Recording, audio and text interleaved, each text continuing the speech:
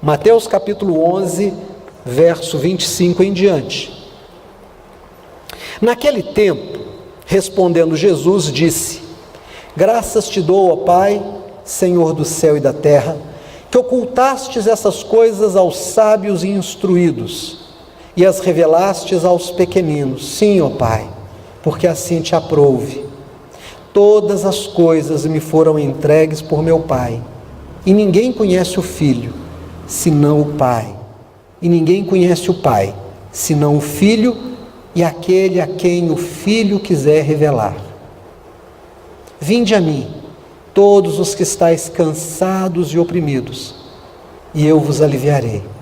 Tomai sobre vós o meu jugo e aprendei de mim, que sou manso e humilde de coração, e encontrareis descanso para a vossa alma, porque o meu jugo é suave e o meu fardo é leve. Amém.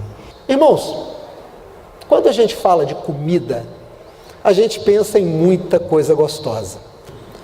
Então, a gente fica pensando, por exemplo, em algumas comidas que fazem muito sucesso. Feijoada. Quem gosta de feijoada? Não tem quem não gosta. Certa ocasião fui com os irmãos de igreja, era novinho, sabe, Rodrigo? Era um rapazola, né? Cabelo pretinho, pele lisinha, né? Não tinha barba direito.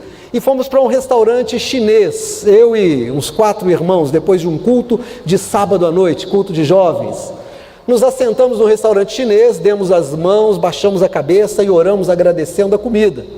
O dono do restaurante ficou impressionado.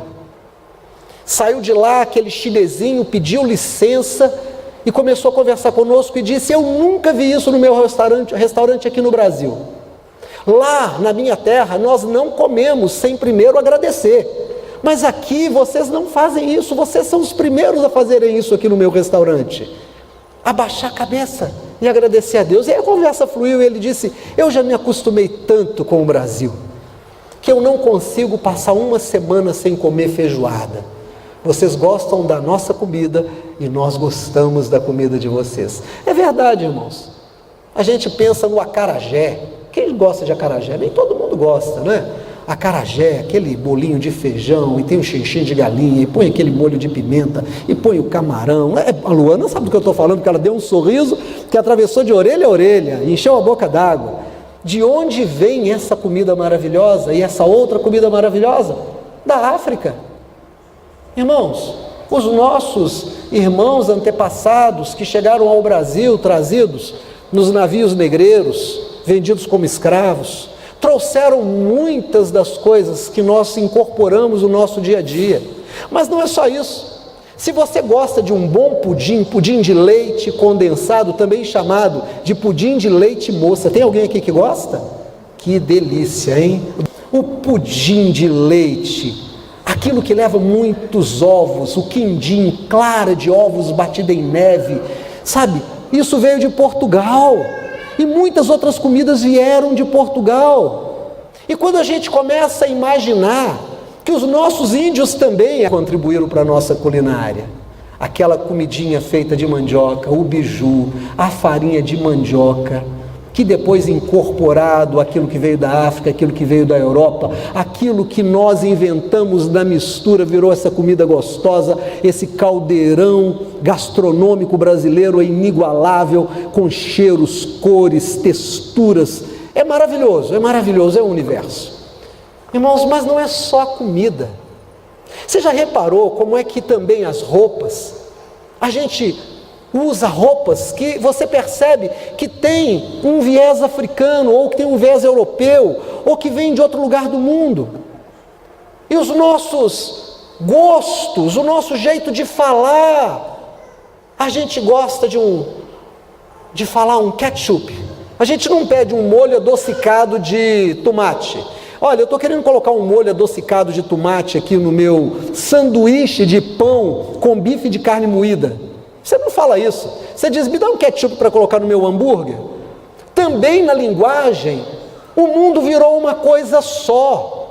Nós estamos caminhando para uma pancultura, uma cultura do mundo inteiro. A língua também é assim, o jeito de viver é assim, os gostos são assim. O mundo ficou muito curto.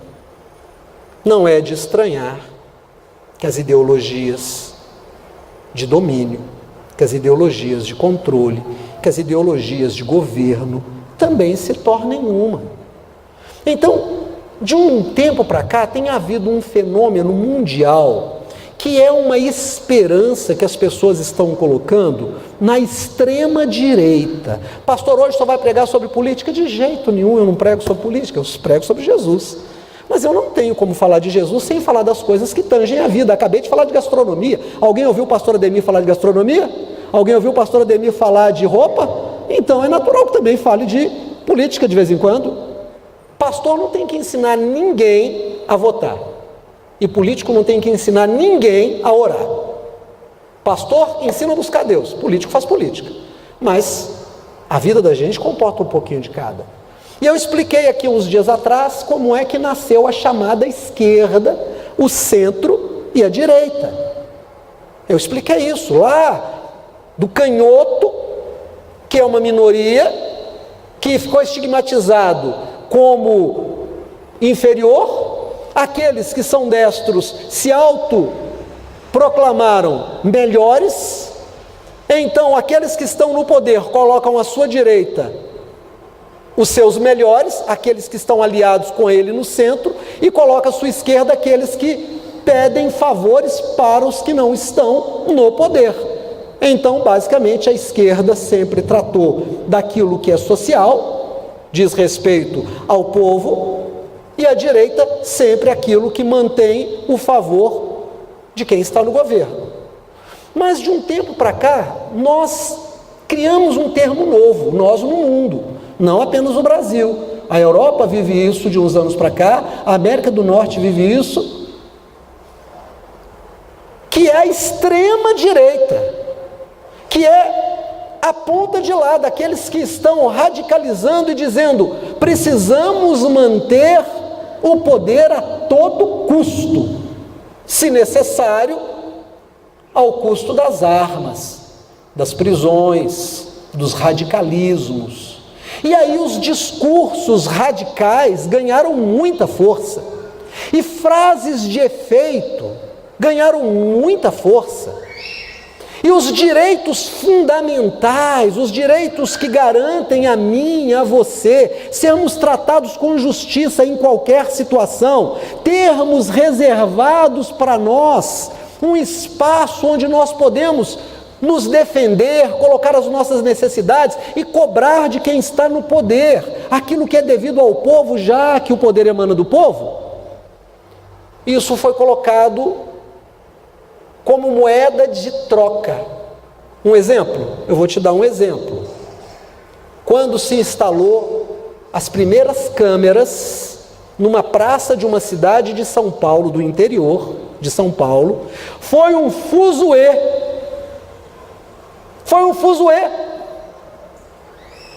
Saiu no Fantástico. As pessoas acharam ruim e começaram a dizer: como pode agora, a gente não tem mais privacidade? Imagine que eu estou andando com alguém na rua e tem um monte de gente me vendo, me filmando. As pessoas acharam ruim. Não, eu quero a minha privacidade. Aí veio um argumento muito forte: você vai ter mais segurança, então vamos colocar câmeras em todos os lugares. E nós abrimos mão do nosso direito à privacidade, e eu e você hoje estamos sendo filmados o tempo todo, o tempo todo. Você viaja na 381, tem uns postes compridos com câmeras. Você viaja para qualquer lugar, tem câmeras. Você está na Praça 7, hoje os recursos tecnológicos que o Copom tem, que a Prefeitura tem, pode filmar alguém que está atravessando Afonso Pena e ler a etiqueta da blusa que a pessoa está usando. Zoom. Mas eu e você não nos incomodamos mais com isso, porque acreditamos que isso é para o nosso bem, é para a nossa segurança. É verdade, mas isso também pode ser usado contra nós. Mas nós abrimos mão disso. Esse discurso da extrema direita propôs para cada pessoa o seguinte: você está oprimido pela violência, você está oprimido o tempo todo por uma política que não está respondendo às suas necessidades. Está na hora da gente virar a mesa, está na hora da gente dar um basta, está na hora, e discursos inflamados no mundo inteiro, irmãos, não é só no Brasil. A Europa viveu isso há um tempo atrás, continua vivendo, a América do Norte com o último presidente que eles elegeram, e o Brasil também. Isso começou a transformar a espiritualidade das pessoas, e essa é a minha preocupação. Se vai o partido X, o partido Y ou o partido Z ficar no poder, a mim não interessa, porque eu já estou convencido de que eu não sou daqui, eu estou passando por aqui, mas eu faço parte de um reino onde o meu Senhor, o meu rei, ele não é presidente, ele é rei, já guardou um lugar para mim, é para lá que eu vou. Mas me preocupa muito quando eu vejo crentes colocando a sua esperança no homem, quando eu vejo crentes brigando com irmãos de fé, quando eu vejo pessoas ainda hoje, depois que passou a campanha, e eu vi uma pessoa que eu admiro, e eu vi uma pessoa que eu gosto, eu vi uma pessoa por quem eu tenho um carinho, um respeito, um homem de uma cultura extraordinária, um amigo pessoal, colocando insultos àqueles que advogam um certo partido que esteve no poder por 13 anos. E eu fiquei impressionado, como pode um homem razoável, como pode um homem espiritual, como pode um homem inteligente, simplesmente entregar todas essas características e esses seus atributos a alguém, dizendo: seja o meu presidente, mas vá lá e mate o meu inimigo, e se alguém pensar diferente de você e de mim, nós devemos insultá-lo. E eu escrevi para esse moço: se nós estamos começando a insultar essas pessoas, qual será o próximo passo? Nós vamos agredi-las quando elas passarem perto da gente? Qual será o terceiro passo? Nós vamos matá-las. Mas pode acontecer que elas intuam que isso vai acontecer, e para se protegerem, elas resolvam nos matar antes. É isso que você está querendo?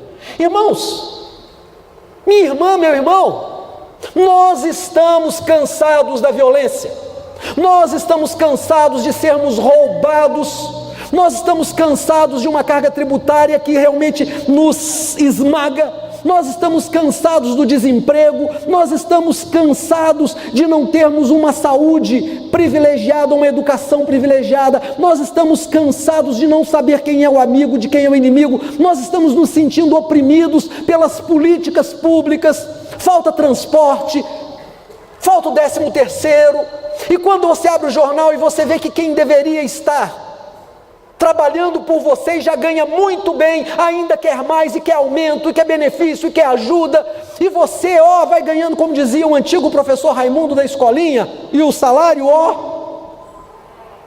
e essas pessoas vestindo roupas importadas, usando anéis e falando bonito, dizem: não, mas nós precisamos recompor os ganhos dos... E você diz: e os meus ganhos? Eu trabalho 16 horas por dia, eu pago imposto por salário, salário não é renda, e quando sobra alguma coisa para mim, o ladrão me leva, e aquilo que sobra porque o ladrão não conseguiu pegar, porque eu tinha escondido de alguma forma, o remédio leva, e ainda tem a comida, e ainda tem mais um monte de coisa para pagar, e eu faço a conta e matematicamente não dá. Eu estou cansado disso. E você também está cansado. Você está cansado porque o seu filho não tem como ir para uma faculdade de direito, porque você não tem como pagar. Eu e você estamos cansados porque você não tem como morar mais dignamente, mas você tem passado aperto. O seu nome está no Serasa, no SPC, e nós estamos oprimidos. E de repente essa onda de extrema direita que está varrendo o mundo, e eu estou aqui falando da transformação da esperança das pessoas. Se a extrema direita tem uma proposta que vai mudar, que mude.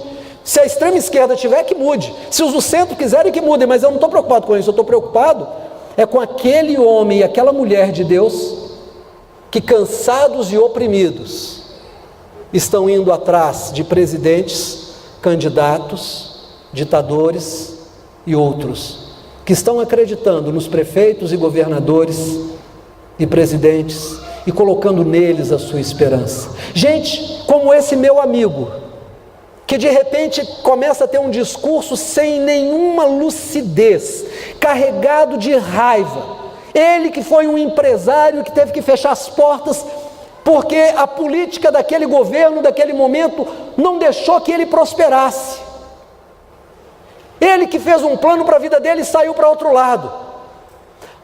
E quando eu vejo pastores se aliando aos políticos, dizendo: esse é o homem, votem nele, Deus levantou esse homem. Eu vou te falar uma coisa em nome de Jesus: Deus só levantou um homem para ser a nossa esperança, um. O nome dele começa com J e termina com Jesus. Ele não levantou nenhum outro, mas a Bíblia diz que Deus levantou Davi. Davi morreu e está morto. Deus diz que lá na Bíblia que ele levantou Salomão, morreu e está morto, e está bem morto. E qualquer outro vai morrer e vai ficar morto. O pastor só está ameaçando alguém? Não, estou falando o que é óbvio. Eu também vou, você também vai. Mas tem um, meu irmão, um que ressuscitou dos mortos. E sabe o que foi que Jesus disse? Olha, presta atenção, volta os olhos à palavra de Deus. Verso 25: naquele tempo, respondendo Jesus, disse: graças te dou, ó Pai, Senhor do céu e da terra, que ocultastes essas coisas aos sábios e instruídos e as revelastes aos pequeninos. Sim, ó Pai, porque assim te aprouve. Sabe o que vai acontecer? Você vai conversar com alguém que vai falar assim: muito bonito, o pastor Ademir é cheio de teoria. Deixa eu te falar uma coisa: a única coisa que eu tenho é teoria. A única coisa que eu tenho é teoria. Quem é que tem prática? Jesus. Quem é que ressuscita morto? Jesus. Quem é que multiplica pão? Jesus. Quem é que abre porta e ninguém fecha? Jesus. Quem é que cura leproso? Jesus. Quem é que dá marido da esposa? Jesus. Quem é que faz o útero estéril gerar filho? Jesus. Quem é que tira o câncer? Jesus. Quem é que visita a enfermaria? Jesus. Quem é que visita o CTI? Jesus. Quem é que entra na cadeia? Jesus. O que o Ademir tem? Teoria. Qual que é a teoria que eu tenho? A palavra de Deus, que é dela que eu vivo, é ela que eu prego, é ela que eu como, é ela que eu durmo, é ela que eu visto, é ela que eu me lavo. Então o que eu tenho para você é que Jesus, respondendo aos homens que estavam cansados de um governo que os oprimia, cansados de serem espoliados nos seus direitos mais fundamentais, porque Israel estava debaixo de uma intervenção romana. Aqueles homens estavam querendo que Jesus fosse um revolucionário, que Jesus tomasse as armas. Muito provavelmente, segundo muitos historiadores, Judas, quando traiu Jesus, não traiu Jesus porque ele fosse um cara meramente ruim. Muitos advogam a ideia de que Judas, ao trair Jesus, queria forçar Jesus a tomar uma atitude. Que Judas pensou assim: quando Jesus for preso e chegar aqueles soldados com as espadas na mão, com as lanças, os escudos para prendê-lo, ele vai levantar os braços e 6 legiões de anjos estarão de cada lado, e vai começar a revolução. Vai começar um governo novo de Deus na terra, um governo onde Deus vai colocar o romano no lugar dele. Deus vai colocar um romano bom é um romano morto, um romano bom é um romano longe de Israel. Jesus vai se revelar. O que foi que Jesus fez? Jesus disse: soltem as minhas ovelhas. Pedro tira da espada e diz: o Senhor Jesus está com medo de começar, eu começo. Tirou da espada e cortou a orelha de Malco. Jesus diz: Pedro, guarda essa arma, quem vive dessa porcaria morre com essa porcaria. Pegou a orelha do moço, pôs no lugar e disse: o Senhor te dá a orelha de novo. Pôs ali, pronto, resolveu. Aí Jesus vem e diz assim: sabe o que o Senhor não revelou aos ricos e poderosos? Porque os ricos e poderosos querem resolver tudo no grito, querem resolver tudo na espada, querem resolver tudo com a força do braço deles. Eles sempre têm um discurso de que vão pôr ordem no galinheiro. Mas o Senhor revelou aos pequeninos. Olha lá, olha o que ele revelou, verso 27. Todas as coisas me foram entregues por meu Pai. Ninguém conhece o Filho senão o Pai, e ninguém conhece o Pai senão o Filho e aquele a quem o Filho quiser revelar. Lembra que eu disse que no começo, aqui no comecinho, que a nossa comida mundial é o nosso cardápio, que a gente tem coisas que vieram da África, que vieram da Europa, vieram da América do Norte. A gente gosta dessas coisas. Mas o mundo hoje tem uma comida só, tem uma palavra só. Nós temos elementos hoje na religião que vieram de outros lugares do mundo, não apenas de Israel, fazem parte da nossa religião. E alguém vai dizer assim, peraí, mas tem uma visão panteísta. Deus está na natureza, Deus está no rio, Deus está na montanha, Deus está no ar. Sim, é uma visão panteísta, mas isso veio das religiões orientais. Sim, e se incorporou à nossa religião e nós entendemos isso assim. Outros vão dizer, não, mas é uma visão animista. Deus fala por muitas bocas, sim, é animista. Isso é contribuição de outros povos. Como a nossa religião não é puramente uma religião israelita, nós não somos prosélitos, nós não nos tornamos judeus, nós somos cristãos.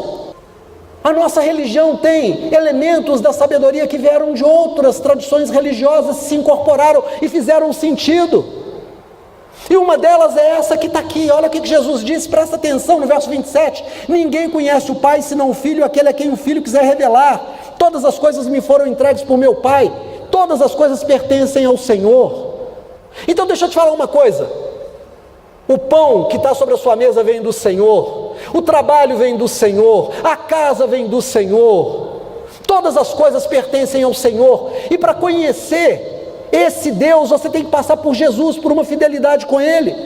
Aí ele diz outra coisa, presta atenção: vinde a mim, todos que estáis cansados e oprimidos, e eu vos aliviarei.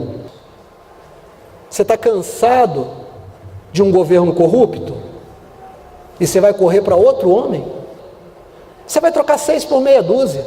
Jesus disse, você está cansado e está oprimido? Venha a mim, venha a mim. Irmãos, está escrito na sua Bíblia, Mateus 11:28, você é crente, você é nascido de novo, você é batizado na água e no Espírito Santo. Se não é no Espírito, tem que ser. Se não é na água, passou da hora. Se batize, se converta. E no momento que você estiver cansado de tanta injustiça, que você estiver oprimido por tantas forças para as quais você não tem uma reação, em vez de confiar no partido A, partido B, que toda vez que tem eleição repete a mesma coisa, e quem está no poder hoje sai e vira o quê? Oposição. E aquele que hoje é oposição, na próxima eleição pode virar governo, e o que é governo hoje vai virar o quê? Oposição. Eles vão mudando de lado, e a gente vai dando voto e salário para eles, e eles vão nos dizendo assim, vai melhorar, agora você vai ter mais escola, agora você vai ter mais hospital, agora e você vai pôr na esperança, vai pôr na esperança. O Senhor Jesus disse assim, vinde a mim, vós todos, que estáis cansados e oprimidos, e eu vos aliviarei. Olha aqui para mim em nome de Jesus. A Bíblia está dizendo assim, vinde a mim, vinde a mim. Como é que eu vou a Jesus? Só tem um jeito de ir a Jesus. Jesus disse assim, por que vocês me chamam de Senhor, Senhor, e não fazem o que eu mando? Presta atenção na pergunta de Jesus. Por que vocês me chamam de Senhor e não fazem o que eu mando? E aí quando você vai orar, você diz, Senhor Jesus, abençoa, Senhor Jesus, abre a porta, você chama Jesus de Senhor o tempo inteiro. Aí ele disse assim, a glória pertence a mim. Eu tenho falado sobre as 5 coisas que Deus não abre mão. Toda a glória pertence a mim. Você diz, mas eu tenho que me esforçar, eu tenho que construir, eu tenho que estudar, eu tenho que comprar, eu tenho que vender. Compravam e vendiam, e se davam em casamento e se casavam nos dias de Noé, até que veio o dilúvio e levou a todos. Assim também será na vinda do Filho do Homem. Comprarão e venderão, casarão e se darão em casamentos, e não perceberão que ele está chegando. E quando se assustarem, os salvos já foram arrebatados, e o que vai ficar na terra é o anticristo reinando sobre os homens. Irmão, ele disse, vinde a mim, vós que estáis cansados e sobrecarregados. Você precisa colocar o Senhor Jesus em primeiro lugar. A sua orelha é furada como no Velho Testamento. Você foi despido de todos os seus direitos, prerrogativas e qualquer outra coisa, em favor desse que é o seu Senhor.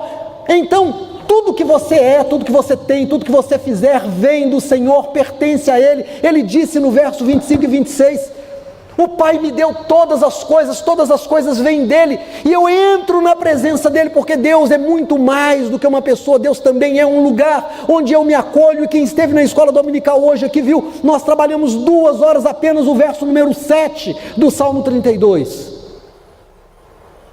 O Salmo que nos jogou naquele texto brilhante que diz: aquele que habita no esconderijo do Altíssimo, descansa à sombra do Onipotente. O Senhor é o meu lugar de refúgio, o Senhor é o meu lugar forte, o Senhor é a minha segurança. Essa experiência a gente tem que ter. Segunda coisa que Deus não abre mão, e não adianta você tentar negociar com o Senhor, o 7º dia pertence a Ele. Deus, eu tenho que lavar carro, Deus, eu tenho que receber família, Deus, 6 dias fará toda a sua obra. É o dia de você se alimentar do Senhor, é o dia de você entrar na presença do Senhor. Você levanta, alegra o seu coração e diz: hoje eu vou à casa do Senhor. Eu disse hoje de manhã, contei uma experiência que eu tive com a Simone. Fomos visitar uma cidade chamada Bichinhos, aqui pertinho de Prados, aqui perto de Tiradentes. E andando lá à noite, eu vi uma igreja católica aberta, linda. E eu gosto muito dos irmãos católicos, gosto muito da tradição deles. Falei com a Simone: vamos lá dentro conhecer. E tinha um grupinho lá no altar. E ela falou: o que é aquilo? Eu falei: vamos entrar aqui que eu vou te ensinar alguma coisa. Sabe o que é aquilo? Ela disse: não, o que é? Eu falei: aquilo é uma missa de corpo presente. Tinha um caixão, o morto dentro do caixão, e havia ali uma missa pela alma do falecido. E ela disse: mas que coisa esquisita você me trazer para isso. Eu falei: mas é para a gente conhecer. Quando o Senhor Deus diz assim: 6 dias fará toda a sua obra, o 7º dia pertence a mim. Não basta apenas vir, você tem que vir e estar aqui. A sua atenção tem que estar no Senhor, o seu coração tem que estar no Senhor, o seu louvor tem que estar aqui para o Senhor. Você tem que ser um vivo presente, não um morto presente. Não é culto de corpo presente, é culto de vida presente, de alma presente, de espírito presente. O Senhor não abre mão da vingança. Eu tenho raiva do meu pai, eu tenho raiva da minha mãe, eu odeio meu irmão, aquele meu vizinho, a minha tia que me humilhou, sim, humilhou, e você morreu. Morreu no dia que desceu as águas, aquilo ficou lá embaixo, acabou, não existe, foi-se, escafedeu-se, sumiu.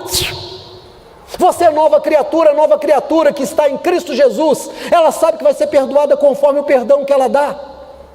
Então não há lugar para o desejo de vingança, a raiva, a memória. A gente lembra, né, pastor? Lembra nada, passa a bucha e esquece esse negócio, vira a página. A outra coisa que eu preciso me lembrar é que o Senhor Jesus disse que o dízimo pertence a Ele. É a 10ª parte daquilo que o Senhor me dá. Irmãos, eu não sei como alguém nascido de novo rouba ao Senhor no dízimo e na oferta. E a palavra de Deus diz: e com maldição sois amaldiçoados. Você não sabe por que está vendendo pouco? Você não sabe por que está tendo prejuízo? Você não sabe por quê? Porque o devorador entrou na sua vida. Não sou eu que estou falando, é a palavra. E com maldição sois amaldiçoados. Por quê? Porque vocês me roubam. Te roubamos em quê? Nos dízimos e nas ofertas. Deus não precisa do seu dinheiro, mas Ele testa a sua fidelidade. O Senhor é que te dá. Sabe, irmãos, eu tenho um lenço. Grande coisa, pastor, eu também tenho vários. Não, mas eu tenho um lenço que é especial. Pastor, eu também tenho lenços especiais. Eu tenho um de seda, eu tenho um que eu ganhei, eu tenho... Não, irmãos, eu tenho um lenço especial que a Amanda me deu. Bom, pastor, eu não tenho um lenço que a Amanda me deu. Talvez o Felipe ou o Mateus tenham, ou a Simone, mas você eu acho que não tem. Mas mesmo do Mateus, caso ele tenha, do Felipe, caso ele tenha, da Simone, caso ela tenha, é diferente do meu lenço. Porque o meu lenço tem a marca da mão dela, quando a mão dela toda aberta era desse tamanho. Foi um presente do Dia dos Pais, que ela trouxe para mim. Dia dos Pais, olha o que eu trouxe para o senhor lá da escola. A professora pôs tinta na mão dela, botou a mão dela no lenço, imprimiu e trouxe para mim. Mas tem um detalhe, uns dias antes veio um bilhetinho assim: pai, favor mandar R$5 para a escola, para comprar o lenço e a tinta. O presente que ela me deu, fui eu que paguei. Mas o presente que ela me deu, foi só ela que me deu. O dízimo, o Senhor manda para você, é os R$5. Mas quando você devolve o dízimo, não é mais os R$5, é a fidelidade do seu coração de filho que diz: eu quero te honrar, meu pai. Eu estou dizendo aqui para o senhor, com esse dízimo, que o Senhor me deixa ficar com os 90%. Eu como, bebo, visto e vivo daquilo que o Senhor manda. Engraçado que hoje, mais uma vez eu ensinei isso, quando eu cheguei em casa alguém disse: pastor, comprei um carro sem dinheiro, foi lá em casa. Eu falei: é coisa de Jesus, né? É só ser dizimista. E aí eu me lembrei que uns dias atrás eu e a pastora Anise estávamos olhando os dízimos, e eu vi o nome dessa pessoa, tenho visto o nome dela nos envelopes. Não é quantidade, é fidelidade. E é engraçado porque aqueles que estão passando grandes apertos, eu não vejo o envelope de dízimos deles, de vez em quando um ou outro, quase sempre nunca vem. E são aqueles que vivem passando aperto. É impressionante, porque o devorador entra, a maldição entra, tem medo de entregar ao Senhor. O que você pode entregar a Deus que Deus não te deu primeiro? A outra coisa que o Senhor não abre mão de forma nenhuma, está debaixo de um pastorado, de uma igreja. Não tem ovelha com vida autônoma, isso não existe. Porque está escrito lá em Hebreus capítulo 13: pedirei conta das vossas almas das mãos dos pastores. Se você é proclamadamente uma ovelha autossuficiente, autônoma, de produção independente, a minha espiritualidade é produção independente. Você é tudo menos crente. Mas eu amo Jesus. Eu sei que você ama, mas não obedece. Então Jesus disse assim: vinde a mim, vós que estáis cansados e sobrecarregados. Como é que eu vou a Jesus? Obedecendo. Aí ele diz: tomai sobre vós o meu jugo. O que é um jugo? O que é um jugo? O jugo é aquilo que controla o animal. O cavaleiro sobe nele, coloca o jugo nele, vai dirigi-lo. Jesus disse: tomai sobre vós o meu jugo. Deixa eu dirigir a vida de vocês, deixa eu ensinar o caminho. E ele diz: porque eu sou manso e humilde, e achareis descanso para as vossas almas. Olha, eu vou te falar uma coisa em nome do Senhor Jesus. Você está caçando descanso em políticos com discursos bacanas? A Bíblia diz que num piscar de olhos sai-lhes o espírito, e eles caem ao chão e não podem fazer mais nada por ninguém. Se você nasceu de novo, está cansado de sofrer, está oprimido, busca o Senhor Jesus. Quem é casado aqui, levanta a mão. Vou falar para vocês casados, para minha esposa, para minha filha que é casada, para vocês. Quando você é solteiro, você busca Deus na sua solidão. Quando você é casado, você tem que buscar a Deus em parceria. Os dois têm que ter o mesmo foco, a mesma fé. Eu não posso, quem dirige, por favor, dos casados, você não pode dirigir com o pé direito no acelerador e o pé esquerdo no freio. Não pode. Você tem que pôr o pé no acelerador e o outro tem que concordar com o que está no acelerador. E na hora que o direito resolve frear, o esquerdo não pode dar um chute e dizer: sai para lá direito, eu quero pisar no acelerador. Não pode. Quando a gente se casa, a gente tem que estar na mesma visão, na mesma unção, tem que ter o mesmo óleo. A gente tem que orar junto. Casal que não ora junto não prospera. Casal que não ora junto, que não lê a Bíblia, que não está comprometido com a aliança, isso que a gente carrega quando casa, chama aliança. A gente tem que estar comprometido na mesma fé. Pastor, eu me converti, meu marido não. Eu me converti, minha esposa não. E agora, o que eu faço? Ora para dois, sacrifica para dois, chora para dois, prega para ele, prega para ela. Pastor, mas minha esposa é crente, mas só sabe como é que é aquela crente Tomé, né? Duvida. Só sabe como é que é o meu marido. O meu marido é aquele marido Raimundo, né? Pé na igreja, pé no mundo. Como é que eu faço? Seja profeta na sua casa. Vira para ele e diz: querido, querida, eu te amo, mas o caminho que você está andando é um caminho ruim. Porque aquele que sonda os corações não está andando com você. Quem está andando com você é o adversário dele. Você quer andar com o adversário do Senhor? Você conhece o caminho, a palavra de Deus vem para você, o Espírito está sobre a sua vida e você o está negando. Retorna à sensatez, vamos buscar o Senhor juntos. Pastor, o senhor não sabe o que eu estou passando, estou sem dinheiro. Deixa eu te contar uma coisa: quem não sabe da vida é você. Eu tenho 58 anos, já passei muito aperto financeiro, já fiquei sem ter o que comer em casa.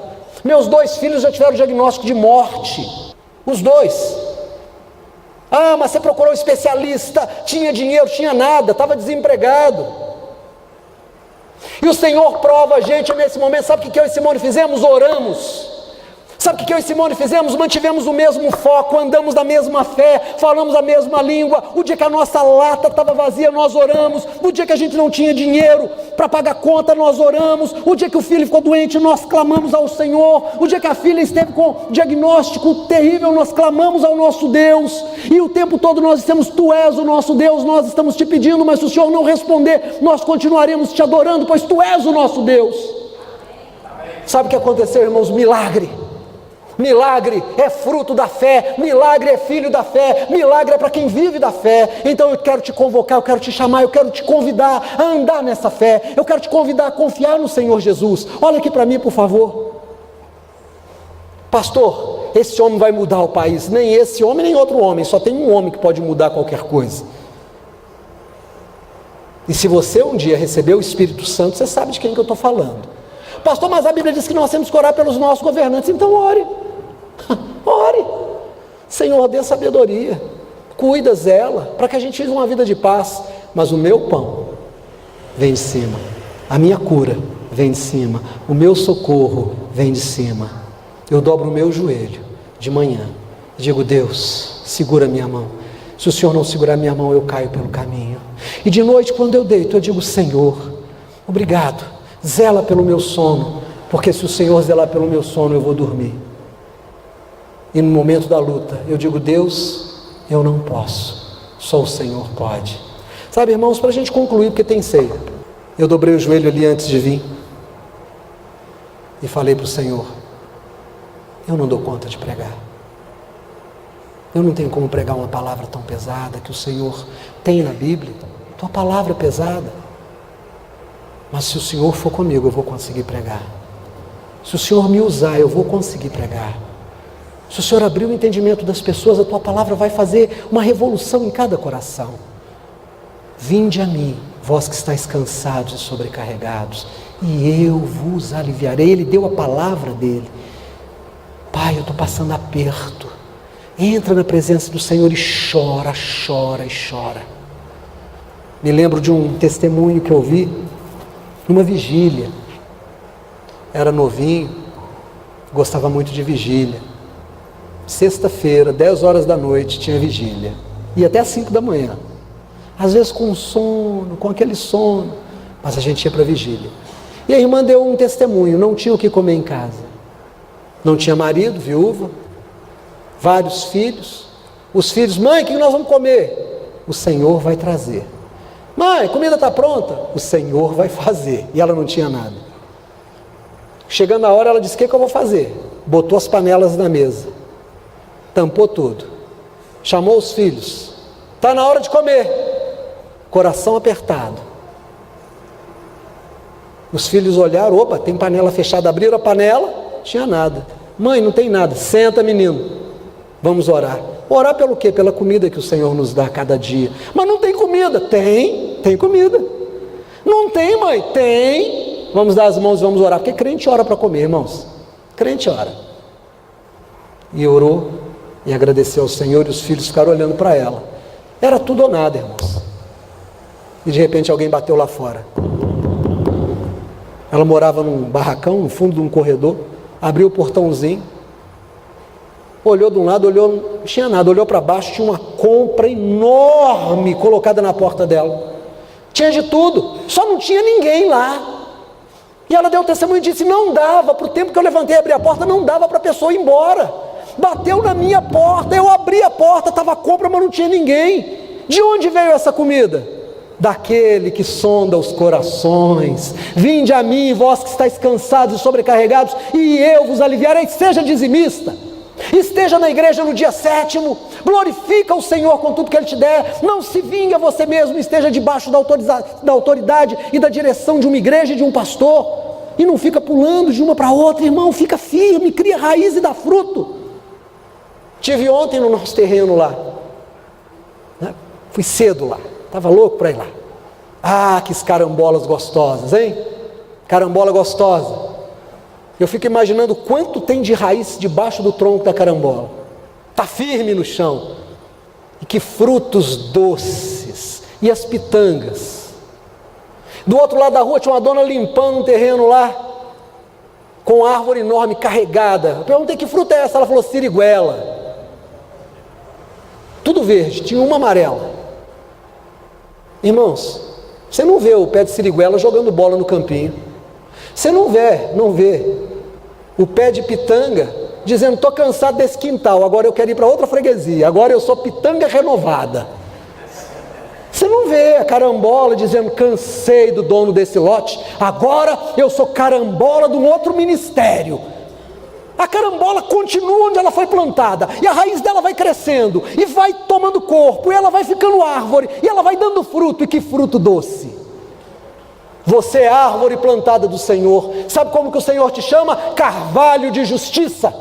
Plantado pelo Senhor, carvalho de justiça. As suas raízes têm que ser poderosas, e os seus galhos têm que ser poderosos e carregados de fruto. Fique de pé em nome do Senhor Jesus.